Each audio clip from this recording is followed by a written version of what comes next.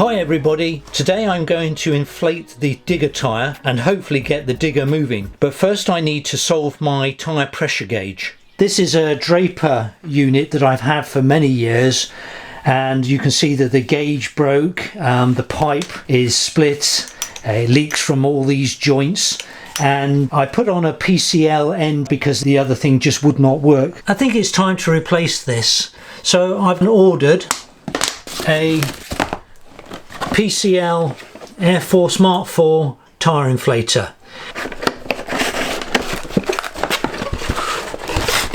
And this has the clip-on attachment.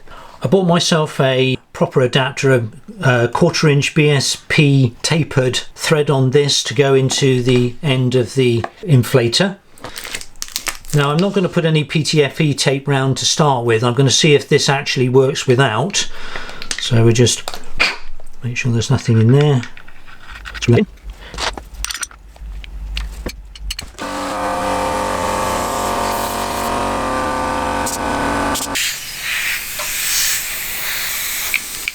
We've got a little bit of a leak around there, so I'm going to just put some PTFE around there.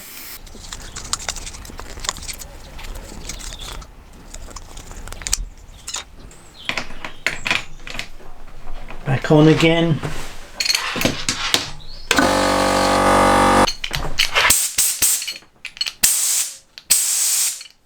This is the Haynes Owner's Workshop Manual. Tyre pressures for this digger are basically 16.9, 24 psi.